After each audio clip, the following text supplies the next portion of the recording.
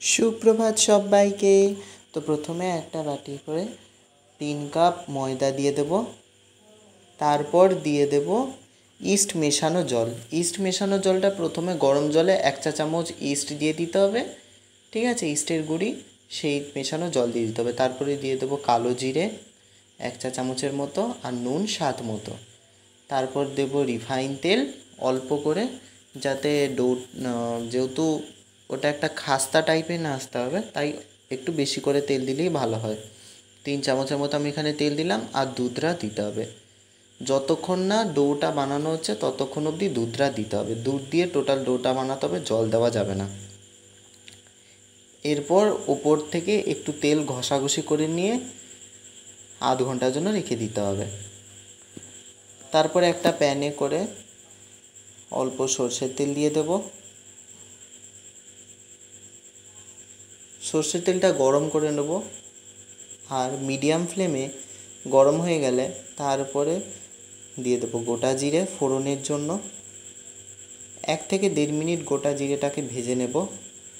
গোটা জিরে হালকা হালকা ভাজা হয়ে গেলেই দুটো গ্রেট করা আলু দিয়ে দেব। আলুটাকে গ্রেট করে দিলে সুবিধা হবে, আলুটা তাহলে তাড়াতাড়ি সিদ্ধ হয়ে যাবে।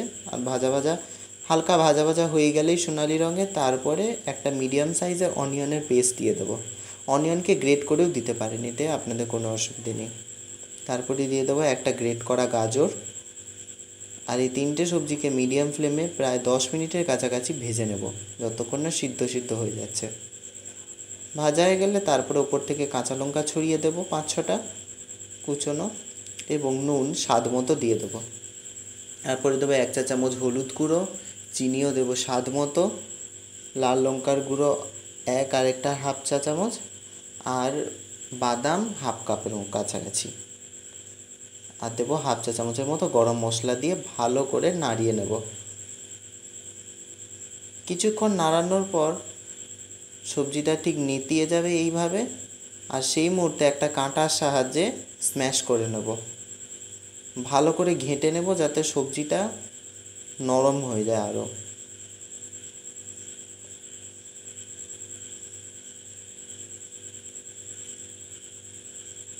আধ ঘন্টা পরে তারপর সেই ডোটা খুলে একবার মাখিয়ে নেব, নিয়ে এরকম ছোট ছোট করে লেচি কেটে নেব। লেচি কেটে নেওয়ার পর তারপরে এরকম রুটি তৈরি করে তার ভেতরে মশলার পুরটা দিয়ে ছুরির সাহায্যে এভাবে কেটে নেব, আর রোল করে নেব, ঠিক যেমন প্রসেসটা দেখানো হচ্ছে ভিডিওতে।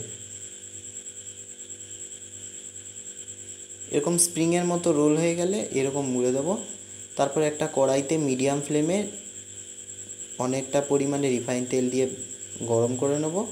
রিফাইন তেল গরম হয়ে যাওয়ার পরেই মিডিয়াম ফ্লেমে এগুলোকে ভেজে নেব, প্রায় 5-7 মিনিটের মতো লাগবে।